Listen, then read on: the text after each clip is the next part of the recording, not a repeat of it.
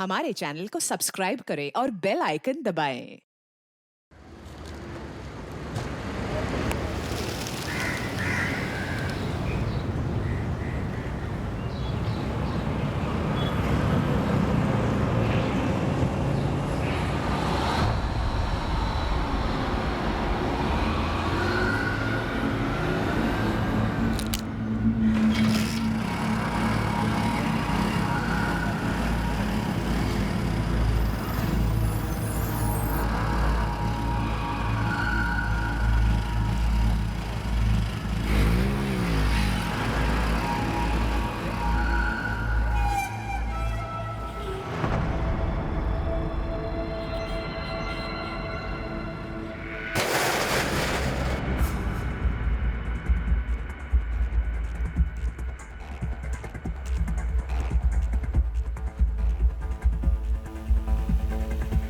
Sir जी,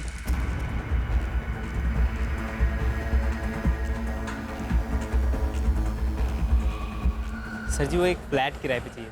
भाई अभी तो दुकान बंद कर दी है, कल आना, कल बात कर लेंगे। अरे सर जी, वो थोड़ा अर्जेंट है। क्या है कि मुझे और मेरे दोस्त को कल ही शिफ्ट करना है, तो इस वक्त तो मुमकिन नहीं है, कल आ जाना, कल बात कर लेंगे, हो जाएगा कुछ ना कुछ इंतजाम।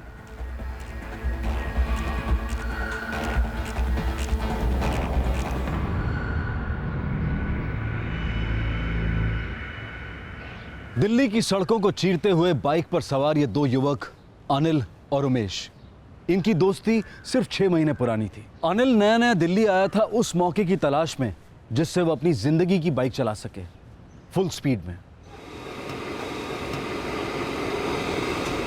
मेरठ, क्या बात है भैया, हम भी मेरठ ही आए हैं, वो भी 100% असली वाले। भैया अब तो हम दिल्ली वाले होके रह गए, जहाँ रोटी वहाँ घर। बात तो पतकी कर रहे हैं, जहाँ रोटी वहाँ घर। हम भी रोटी और घर की तलाश में आए हैं दिल्ली। मेरठ में करते क्या थे आप? मजदूरी, जान लड़ा देते थे मेहनत, लेकिन हाथ कुछ नहीं बचता था। सोचा क्यों ना दिल्ली को आजमाया जाए, तो आगे दिल्ली। यहाँ दुगनी मेहनत करेंगे, एक गरीब के पास यही तो एक हथियार होता है भैया। अब आपने पते की बात कही, गरीब का सबसे बड़ा हथियार मेहनत ही तो है। मजदूरी में 2 पैसा कम मिले भैया चलेगा, लेकिन काम रोज होना चाहिए, उनसे खाली नहीं बैठा जाता। भैया खाली दिमाग और शैतान का कारखाना होता है, और हम कहते हैं खाली हाथ तो उससे भी ज्यादा खतरनाक। वैसे इन हाथों के लिए कोई काम हो तो बताइएगा जरूर। एक काम है, कर पाओगे? अरे हाँ हाँ करेंगे, बिल्कुल करेंगे। कोई और कर पाएगा तो हम क्यों नहीं कर पाएंगे। मैं एक मोबाइल की दुकान में काम करता हूँ, वहाँ पे जो हमारे सेठ है ना, उन्हें एक साफ सफाई करने वाले की जरूरत है। साफ सफाई का काम कर पाओगे? हाँ हाँ बिल्कुल सफाई से करेंगे। काम काम है और आराम हराम है। अनिल कुमार नाम है हमारा, मेरठ से हैं हम। मेरा नाम उमेश है, तो चले काम पर।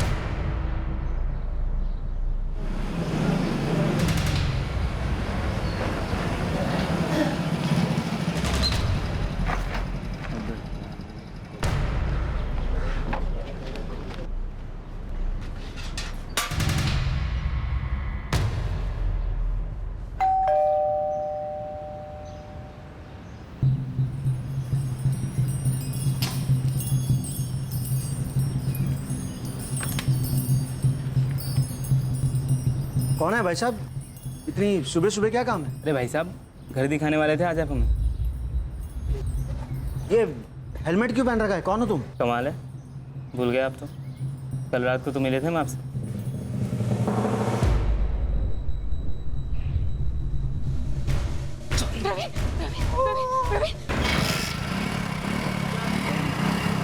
पकड़ो इन्हें! कोई पकड़ो! इन्होंने मेरे पति को गोली मार दी।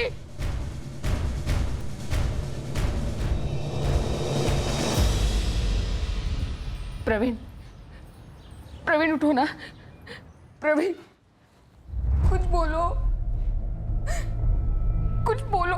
मम्मा, विराट, बेटा तुम अंदर जाओ, हाँ? बाहर नहीं आना, जाओ अंदर। प्रवीण उठो ना। मामा बोलो ना, पापा को क्या हुआ? प्रवीण, गीता, गीता ये क्या हो गया? 2 लोग आए थे और इन्हें गोली मारकर चले गए। प्रवीण, प्रवीण, प्रवीण यहाँ देखो। प्रवीण, प्रवीण, प्रवीण प्रॉपर रिस्पॉन्ड नहीं दे रहा है, इसको जल्दी से हॉस्पिटल ले चलो वरना। मैं गाड़ी निकालता हूँ। गीता तुम पुलिस को फोन करो। कहाँ जा रहे हैं आप? प्रवीण को किसी ने गोली मार दी है। हे भगवान, आप अंदर जाइए, आप अंदर जाइए। मैंने उन्हें देखा था रीना भाभी, वो दो लोग थे, बाइक पर आए और बाइक पर गए। देखिए ना कितना खून बह रहा है इनका। तू शांत हो जा गीता, सब ठीक हो जाएगा।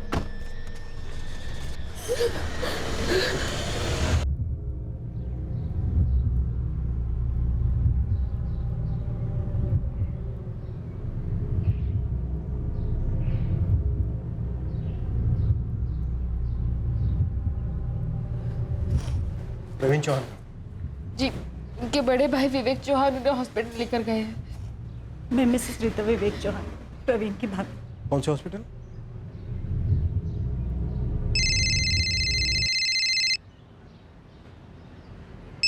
विवेक भैया का फोन। हेलो, प्रवीण नहीं रहा। ये आप क्या कह रहे हैं भैया? ऐसा नहीं हो सकता। गीता, ऐसा ही है। उसका इतना खून बह चुका था कि हॉस्पिटल आते आते ही वो जा चुका था। ऐसा नहीं हो सकता भैया, ऐसा नहीं हो सकता, ऐसा नहीं हो सकता, ऐसा नहीं हो सकता रीना भाभी।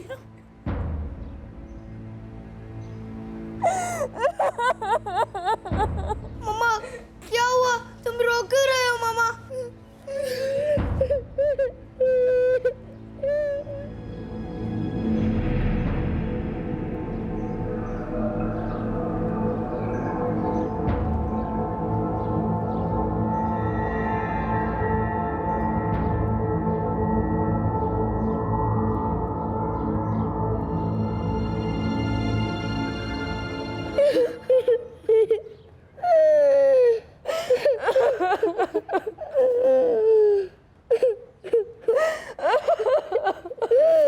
हमें ये बताइए कि एग्जैक्टली क्या हुआ था। देखिए गीता जी, मुझे अफसोस है आपके पति की मौत का, पर समझिए जैसे आपके पति को हॉस्पिटल पहुंचाते पहुंचाते देर हो गई खून बहने के कारण, अगर हमें जानकारी मिलने में देर हो गई तो वो कातिल कहीं भाग निकल सकते हैं। वो सुबह सुबह अखबार पढ़ रहे थे, मैं उनके लिए किचन में चाय बना रही थी, तभी बेल बजी। अरे प्रवीण, देखिए ना कौन है। दूध वाला होगा। फिर कुछ सेकंड्स के बाद गोली चलने की आवाज आई।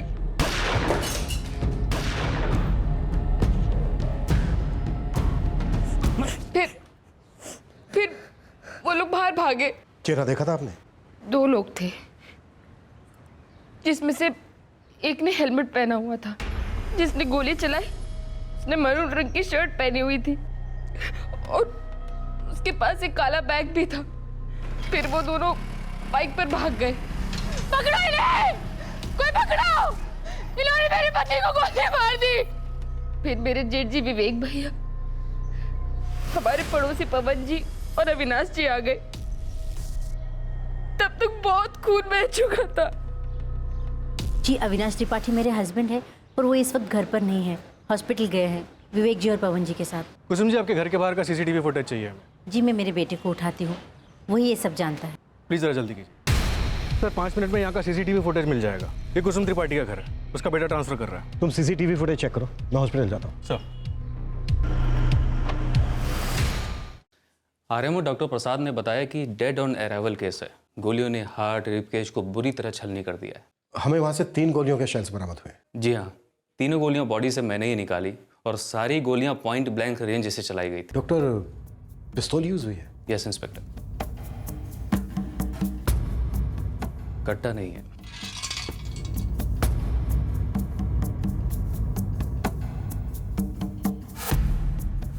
हाँ, यही दोनों थे। 3 भाइयों में मैं सबसे बड़ा।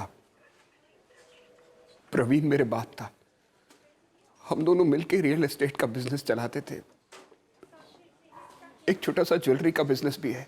आपने कहा 3 भाई हैं। कपिल, वो सबसे छोटा है, उसका अपना अलग बिजनेस है। आपके भाई प्रवीण को किसी से कोई खतरा था? नहीं सर, हम लोग तो बहुत ही सीधे साधे छोटे मोटे लोग हैं। हमारी किसी से कोई दुश्मनी नहीं है। आपके भाई को गोली मारी गई है, और हमें ऐसा लगता है कि हत्यारे किराए के थे। सीधे साधे छोटे मोटे लोगों के साथ ऐसा नहीं होता है विवेक जी। सर मेरी तो कुछ समझ में नहीं आ रहा है, कोई प्रवीण के साथ ऐसा क्यों करेगा?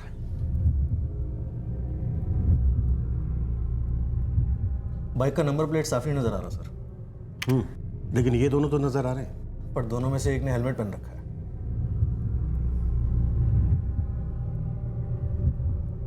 प्रवीण चौहान की वाइफ गीता बता रही थी कि मनून रंग की शर्ट पहनी हुई थी और हाथ में काला बैग था। ये शक्ल और बॉडी से कोई 20-21 के आसपास लग रहे हैं। सर गीता ने कंफर्म किया है, यही दोनों थे। प्रवीण चौहान का प्रॉपर्टी के साथ साथ ज्वेलरी का भी बिजनेस था और छोटा भाई साथ में नहीं रहता, कपिल चौहान।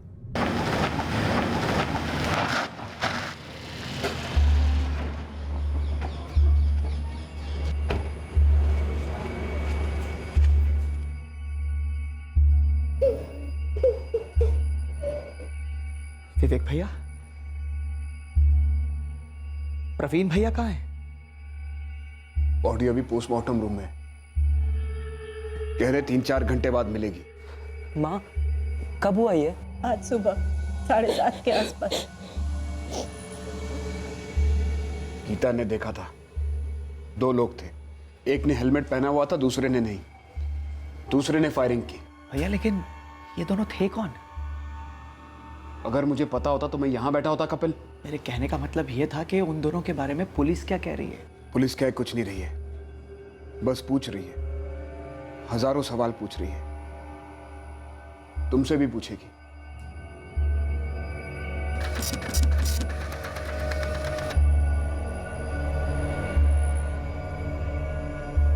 दो हत्यारों में से एक अनिल कुमार पीड़ित प्रवीण चौहान को कत्ल के एक दिन पहले की शाम को मिला था। एक फ्लैट अर्जेंटली किराए पर लेने की बात हुई थी। सर जी वो एक फ्लैट किराए पे चाहिए था। अभी तो दुकान बंद कर दिया, कल आना, कल बात कर लेंगे। और दूसरी सुबह अनिल के साथी उमेश ने प्रवीण को गोली मार दी थी। क्या कारण था इस कत्ल का? क्या यह प्रवीण का कोई निजी मामला था या फिर चौहान खानदान के अंदर की कोई बात थी? काफी उतार चढ़ाव के बाद इन्वेस्टिगेशन जाकर इस मर्डर के कारण तक पहुंच पाई, पर वो भी सिर्फ कारण के साए तक। कत्ल का कारण और कत्ल करने वाला घने अंधेरे में छुपा था। सुराग पर सुराग मिलते जा रहे थे, लेकिन अंधेरे पर से पर्दा हटने का नाम ही नहीं ले रहा था। नहीं सर, कोई दुश्मनी नहीं थी। 3 गोलियां मारी गई हैं आपके हस्बैंड को गीता जी। क्यों? क्यों मार डाला प्रवीण को? अभी तो हमें इस बारे में कुछ नहीं पता है, लेकिन हाँ बहुत जल्दी हम पता लगा लेंगे, अगर आप थोड़ी सी कोऑपरेशन और देती हैं तो। मैं और क्या बता सकती हूँ आपको? प्लीज सोचकर हमें बताइए, प्रवीण जी की अंदर से बाहर से किसी के साथ कोई दुश्मनी, धमकी, खतरा, गुस्सा या नाराजगी या ऐसा ही कुछ? अगर ऐसा कुछ भी होता तो मैं आपको बहुत पहले बता चुकी होती सर। मैं भी जानना चाहती हूँ कि वो 2 लोग कौन थे जिन्होंने प्रवीण को मार डाला। आखिर प्रवीण ने क्या बिगाड़ा था किसी का? मकान अलग है हमारे, लेकिन घर एक ही है समझो।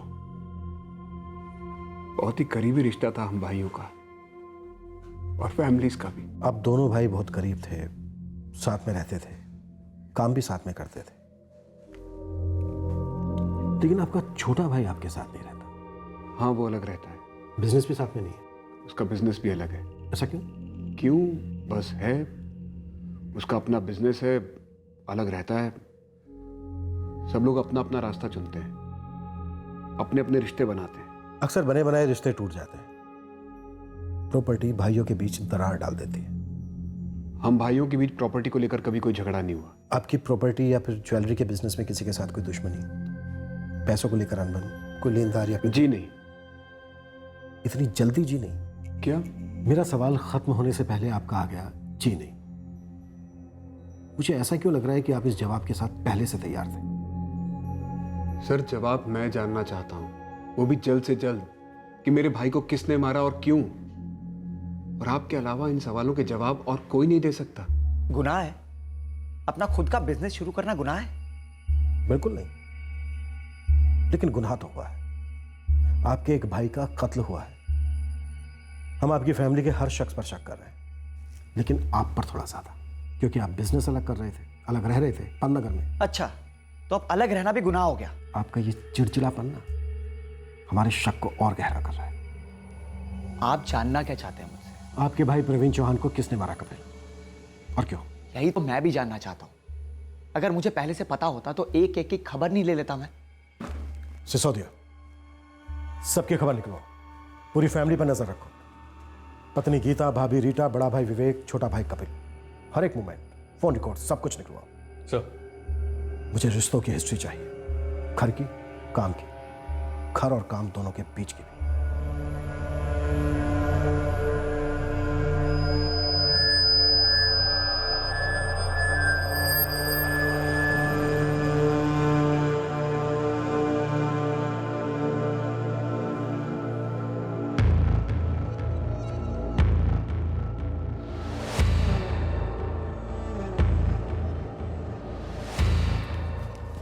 अबे जी चाचू, मैं कुछ ज़रूरी काम से कुछ दिनों के लिए शहर के बाहर जा रहा हूँ, जल्दी लौट आऊँगा। ख्याल रखना अपना। ठीक है।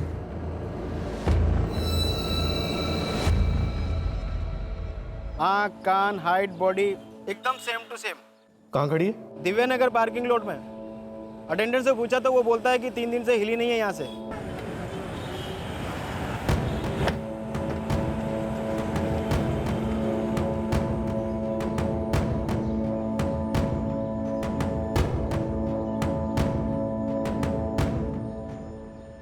साहब 3 दिन से यहाँ पड़ी है, पुलिस ने आया ही नहीं। छोड़कर कौन गया था? हजारों लोग यहाँ पार्किंग करते हैं साहब, मुझे कैसे याद रहेगा? तेरे इन सीसीटीवी कैमरों को सब याद होगा। जी साहब।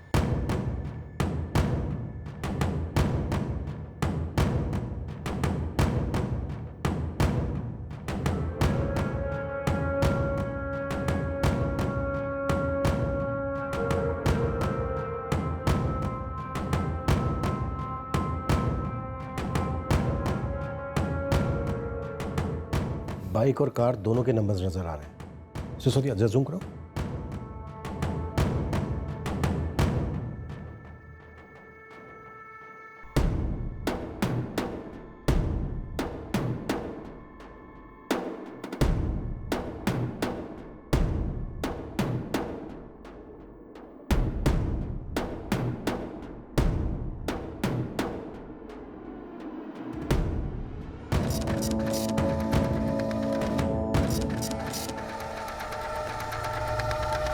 सिसोदिया, कार और बाइक दोनों के मालिकों को उठा लेते।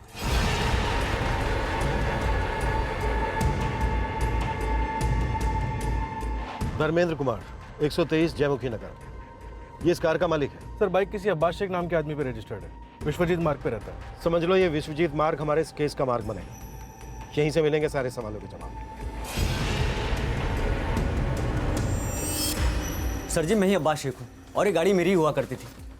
पेपर तेरे नाम है तो गाड़ी थी कैसे हुई? सर जी 4 साल पहले मैंने इस बाइक को बेच दिया था, शायद पार्टी ने पेपर चेंज नहीं किया हो। कौन थी ये पार्टी? गुड़गांव की पार्टी थी, मंगल नेगी नाम था उसका। इस मंगल नेगी का एड्रेस और फोन नंबर जल्दी निकाल के ला। 4 साल पुराना सौदा है, 5 मिनट में आपको ढूंढ के देता हूँ। 10 मिनट ले ले अब्बास, नाम तुझे छोड़कर जाने वाले और ना ही इस मंगल नेगी को छोड़ेंगे। तेरी इस गुड़गांव की पार्टी को ये सौदा बहुत महंगा पड़ने वाला है।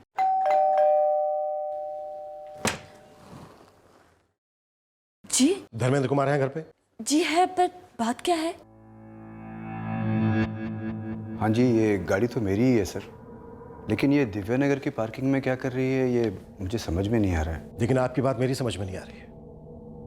आपकी कार दिन में, रात में कहाँ होती है, क्यों होती है, ये आपको पता नहीं होता? कैसे हो सकता है ऐसा? अपनी गाड़ी रोज़ रोज़ यूज़ नहीं करता हूँ सर, मैक्सिमम टाइम तो मैं मेट्रो ले लेता हूँ। किराए पे देते हो? जी नहीं सर, दरअसल हमारी कॉलोनी में ना पार्किंग की बड़ी मुश्किल है सर, तो कई बार मुझे पार्किंग नहीं मिलती है सर, तो मैं अपनी कार एक गैराज के बाहर खड़ी करके आ जाता हूँ और वो वहीं 2-2, 4-4 दिन तक खड़ी रहती है सर। कहाँ पर है ये? सर यहीं अपने जयमुखी नगर में। चाबी आपके पास रहती है? जी नहीं सर, सर वो जो गैराज का ओनर है सुरेश नारंग, उसके पास ही चाबी रखता हूँ। चलिए आइए देख लेते हैं आपकी कार को और इस नारंग को भी।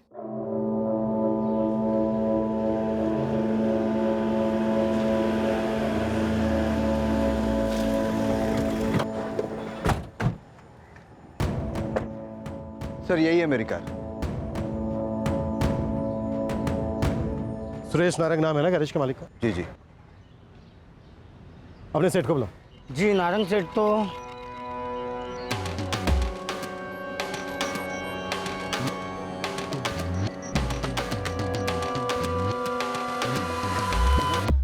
क्या दुश्मनी थी तेरी प्रवीण चौहान के साथ? मैं किसी प्रवीण चौहान को नहीं जानता, सब सच बोल रहा हूँ मैं। अच्छा, तो अब हमारे गैरेज में चल। वहाँ जब हम तेरे से बुलवाएंगे ना तो तेरी सब समझ में आएगा, क्योंकि हम तेरी बॉडी, तेरा इंजन, पेट्रोल टैंक, व्हील, एक एक पुचरा खोल के ना तेरे अंदर का सारा कचरा साफ करेंगे। तब तेरा इग्निशन होगा। फिर ना तेरी ये जो जबान है मक्खन की तरह चलेगी। डालो गाड़ी में। साहब मैं सच कर रहा हूँ, साहब मैं नहीं जानता हूँ किसी विपिन चौहान को साहब। चलो।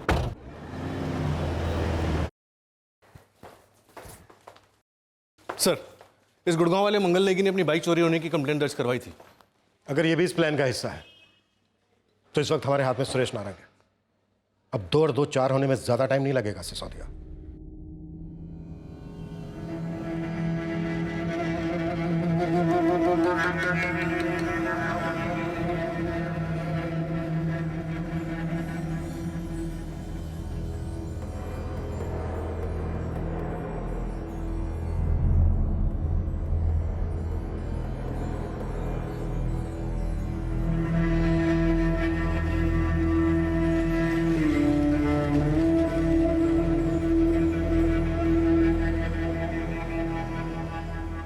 बता ना यार।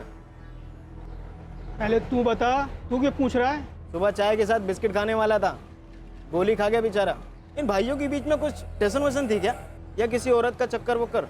बच्चे हैं तेरे? है ना, एक 3 साल का, एक 2 साल का, तीसरा वेटिंग में। चल खा तीनों की कसम, मेरा नाम नहीं आएगा। क्यों, तेरा भी हाथ हुआ था क्या? पागल है क्या?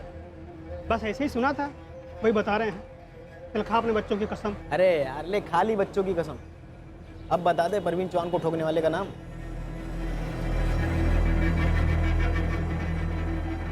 सर एक ही बात रटे जा रहा है कि इसे पता ही नहीं इसकी गाड़ी कौन लेके गया था।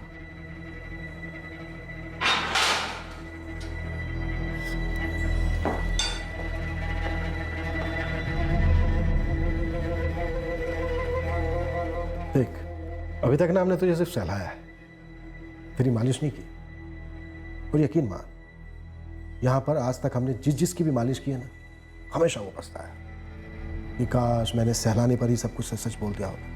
पता है क्यों? क्योंकि हमारी मालिश ना बहुत स्पेशल होती तो एक बार है, पर ओए होए होए दर्द सालों तक रहता है। साहब वो मेरा एक दोस्त है, वो मुझसे गाड़ी मांग कर ले रहा था एक दिन के लिए, तो साहब मैंने उसे वाली गाड़ी दी थी, वो धर्मेंद्र साहब वाली। कौन है दोस्त? सर उसका पुलिस रिकॉर्ड है, हिस्ट्री शीटर है वो। नाम बोल। करण राणा साहब, नोएडा में रहता है।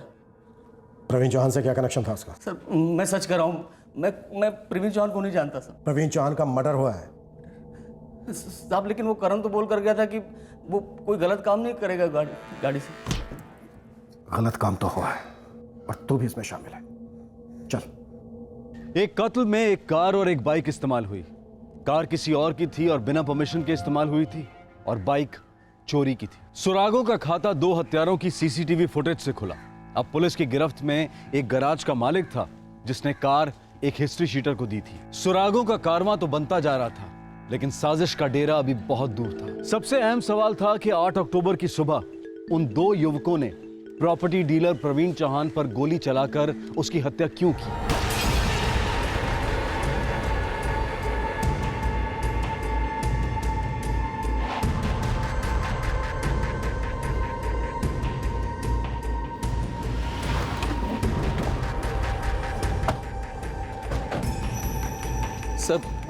सर ये करण का घर।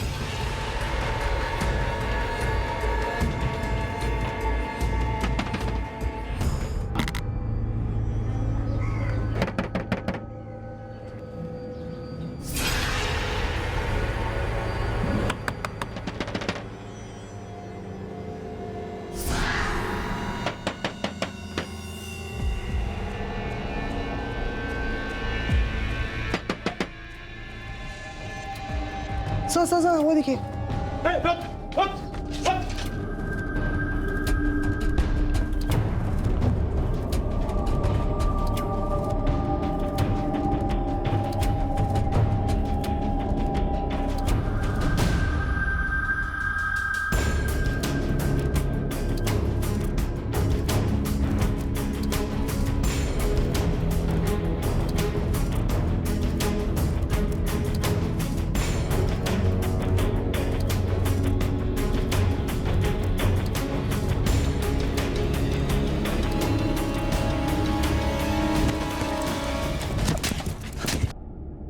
कितना भागेगा भाई? हाँ, तू शायद ये नहीं जानता कि चोर पुलिस के खेल में हमेशा पुलिस जीतती है। सर मैं हिस्ट्री सीटर जरूर हूँ, लेकिन साहब इस कांड के बारे में मैं कुछ नहीं जानता। चल लॉकअप में चल के पता लगाते हैं और खेलते हैं चोर पुलिस पार्ट।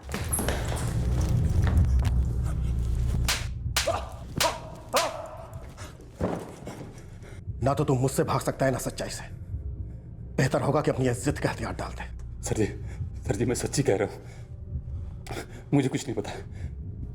मुझे सुरेश नारंग ने कहा 2 आदमियों का इंतजाम करने के लिए, मैंने बस वही किया था। मुझे नहीं पता ये प्रवीण चौहान कौन था साहब। वो कहता है उसने तुझे गाड़ी दी, और तू कहता है तू उसका हथियार दिए, और तुम दोनों कहते हो कि तुम दोनों ने प्रवीण चौहान का नाम तक नहीं सुना। सर जी नहीं सुना कसम से।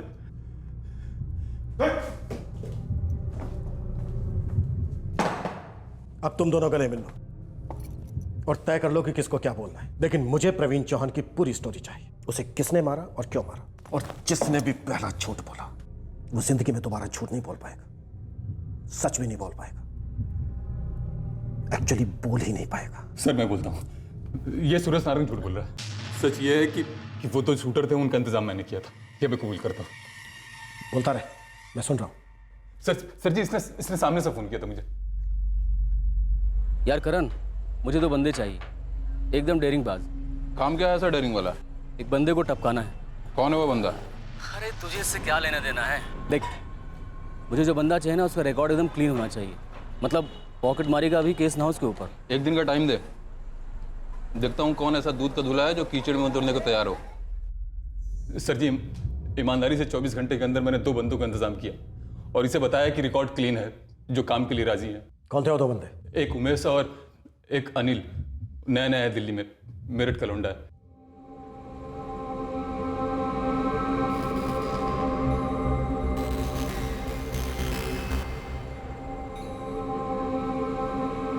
काम कुछ ज्यादा नहीं है, एक बंदे का काम तमाम करना है, मर्डर करना है। किसका मर्डर करना है? मुझे नहीं पता और तुम्हें भी जानने की जरूरत नहीं है। तो फिर मारेंगे किसे? पहले बोलो तैयार हो। कितने मिलेंगे? अच्छे मिलेंगे। वैसे अच्छे कितने होते हैं आपकी दिल्ली में? रकम सुपारी देने वाला तय करेगा। एक काम से पूरी जिंदगी में इतना कभी कमा नहीं सकते।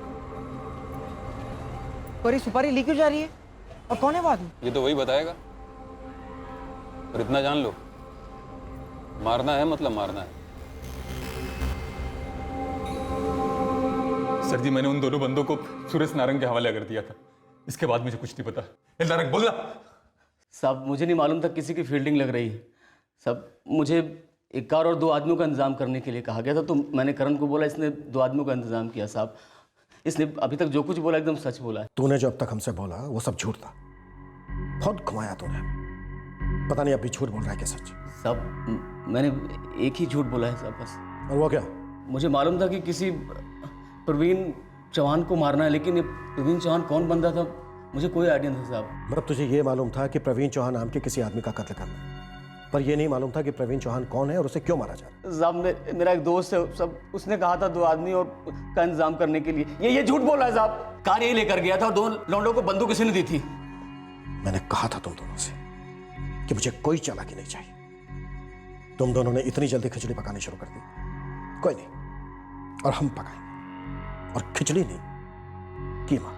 नहीं साहब, आज रात पूरा थाना हाथ साफ करेगा इन दोनों पर, और ये झूठ बोले या सच कुछ भी सुनने की जरूरत नहीं।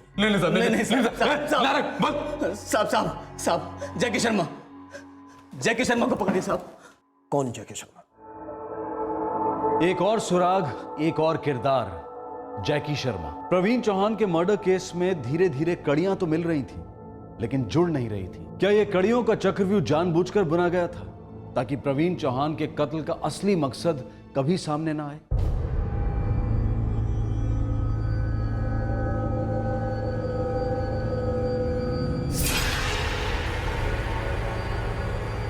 एक सुपारी। सुपारी? मारना किसको? प्रवीण चौहान नाम है। लेकिन मारना क्यों है? पैसा, और क्या, बहुत बड़ी सुपारी है, लाइफ बन जाएगी। मुझे क्या करना होगा?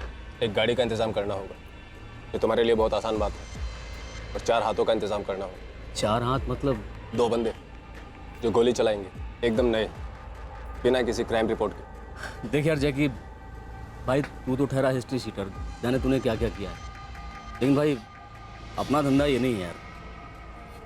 अबे वो हरिश्चंद्र की औलाद, धंधा होता है जिसमें कम से कम समय में कम से कम मेहनत से ज़्यादा पैसे कमा सके आदमी। लेकिन काम में दिल भी तो होना चाहिए। फायदा अगर लाखों में हो तो दिल और दिमाग दोनों लग जाते हैं सुरेश नारंग। उसके तुरंत बाद मैंने करण को कांटेक्ट किया साहब। इसने 2 लड़कों का इंतजाम किया और इसके बाद मेरा काम था इसको कार देना 8 अक्टूबर की सुबह। ये लो देख करण, काम खत्म होते गाड़ी मुझे यहीं वापस चाहिए। हाँ ठीक है, वैसे भी कौन सी शादी करनी है तेरी इस खटारा से।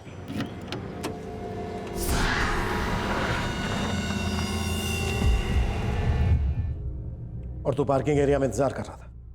हाँ सर जी, अनिल और उमेश मुझे वहीं मिलने वाले थे।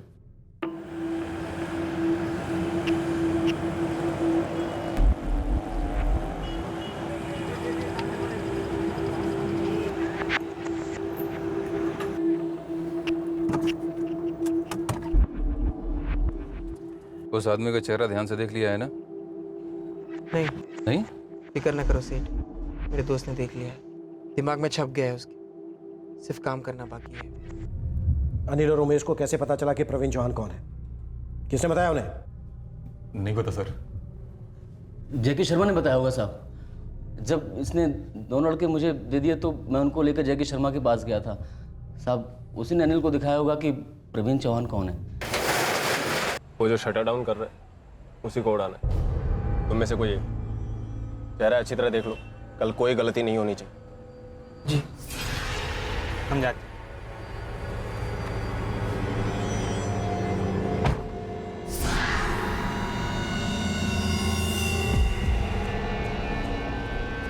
सर जी, सर जी वो एक फ्लैट किराए पे चाहिए। अभी तो दुकान बंद कर दी, कल आना, कल बात कर लेंगे।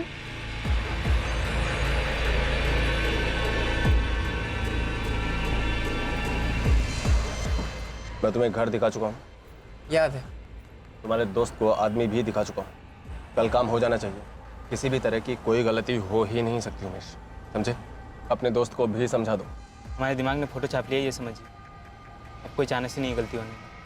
15 मिनट में काम खत्म करके यहीं वापस लौट आना है, समझे? आ जाएंगे।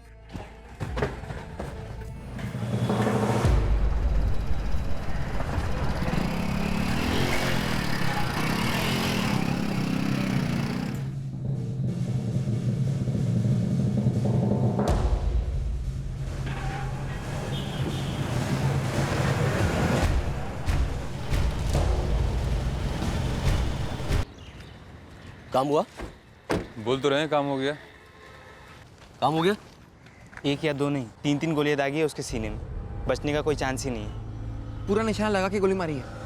ठीक है, अब एक काम करो, तुम दोनों यहाँ से गायब हो जाओ और 3 दिन के बाद जब मिलेंगे हम लोग वापस तो बाकी का जो हिसाब किताब है क्लियर कर लेंगे। देखिए किताब आप पढ़े हैं, हमें ये सब समझ में नहीं आता, हमें सिर्फ हिसाब मालूम। काम खत्म हो गया, रखिए हथेली पे पैसे। यार सुरेश, मेरा भी हिसाब चुकता कर दे यार। मुझे मेरा हिस्सा मिलेगा तब मैं तुम लोग को कुछ दे पाऊंगा। और वैसे भी हमसे कहा गया है कि जब तक ये खबर पक्की नहीं मिल जाती है कि प्रवीण चौहान मारा जा चुका है तब तक किसी को कुछ नहीं मिलने वाला है। जैकी शर्मा कहाँ है? अनिल और उमेश कहाँ है? नहीं पता सर जी, सच्ची नहीं मालूम। मुझे भी नहीं पता साहब। अब जैकी शर्मा ने कहा था कि वो कुछ दिनों के बाद आएगा मिलने के लिए, लेकिन वो नहीं आया। नंबर बोल जैकी शर्मा का। उसके पास नंबर नहीं साहब, फ़ोन नहीं रखता है वो मेरे गैराज में मुझसे मिलने आया था और बोला था कि वो वहीं वापस आएगा मिलने के लिए। सिसोदिया, आज का पूरा दिन है, पूरी रात है, सुबह तक कुट्टो दोनों को, और इतना कुट्टो की इस थाने में आज तक किसी की कुटाई हुई ना हो। सर जी अब कुछ नहीं पता, सब कुछ तो बोल चुके हैं हम लोग। साहब सच कह रहे हैं, बस इतना ही पता था साहब। साहब प्लीज प्लीज साहब। अगर ये दोनों सच भी बोले ना तो भी तोड़ो, और जब तक सच का एक एक दिन का एक एक टुकड़ा उगल ना दे रुकना मत। अब साहब जी सर जी सुन तो लो, सब बोल दिया सर जी। पूरी मॉडस ऑपरेंडी हमारे सामने, फिर भी मास्टरमाइंड हाथ नहीं आ रहा है। ये बिना फोन वाला जैकी शर्मा। सर रेड अलर्ट जारी कर दिया गया है। अगर जैकी शर्मा हिस्ट्री शीटर है तो जल्दी फाइल कहीं ना कहीं से आ जाएगी। अगर जैकी शर्मा नाम का कोई आदमी है और वो हिस्ट्री शीटर है तो ही फाइल आएगी। तो सर आपको लगता है ये जैकी शर्मा कोई मनगढ़ंत आदमी है? अगर ऐसा होता भी है तो मुझे कोई हैरानी नहीं होगी। ये करण और सुरेश बहुत मजे में खिलाड़ी हैं। हर बार एक ही मुद्दे पर आकर अटक जाते हैं कि इनको नहीं मालूम कि प्रवीण चौहान कौन था, उसे क्यों मारा जा रहा, और ये जैकी शर्मा कहां है। अगर इस जैकी शर्मा का भी कोई मास्टरमाइंड है तो? सर दोनों की मलिश अच्छे से चल रही है, जल्दी कुछ ना कुछ उगल देंगे। होने को तो बहुत सारे कारण हो सकते हैं, जर, जमीन, इन चौहानों का ज्वेलरी का बिजनेस है, प्रॉपर्टी डीलर्स है। जोरू? यस, जोरू। औरत का मामला भी हो सकता है। सर इस घर में दो औरतें, प्रवीण की पत्नी गीता और विवेक की पत्नी रीता। इस केस में बहुत कुछ हो सकता है सिसोदिया, और हुआ भी है।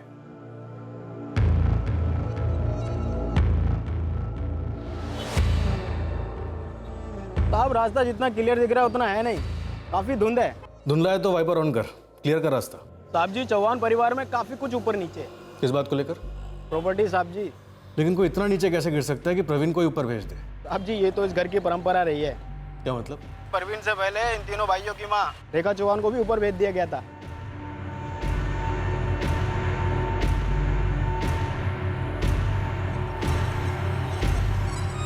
तुझे कैसे पता भेज दिया गया था?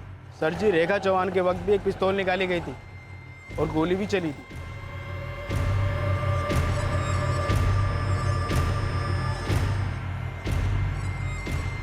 सतपाल नगर थाने में आज भी रिपोर्ट दर्ज है सर जी, रेखा चौहान मर्डर केस। किसने किया था रेखा चौहान का मर्डर? बड़े बेटे विवेक चौहान ने लिया था साहब जी।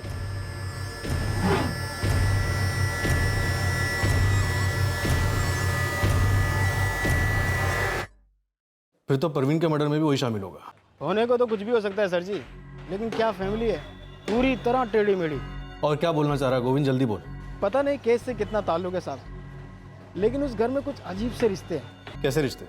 जैसे कि जो भाई अलग रहता है सबसे छोटा कपिल, उसके साथ जो लड़का है अभय। हाँ कपिल का बेटा?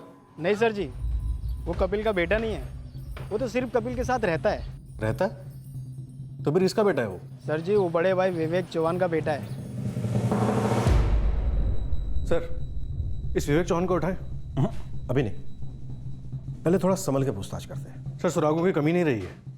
हाँ लेकिन मास्टरमाइंड हमसे कितनी चालाकी से छुप कर बैठा है। हमें उस तक पहुंचना है सिसोदिया, उसके ग्रहवान को पकड़ना है, वो भी उस वक्त जो वो सोच भी नहीं सकता।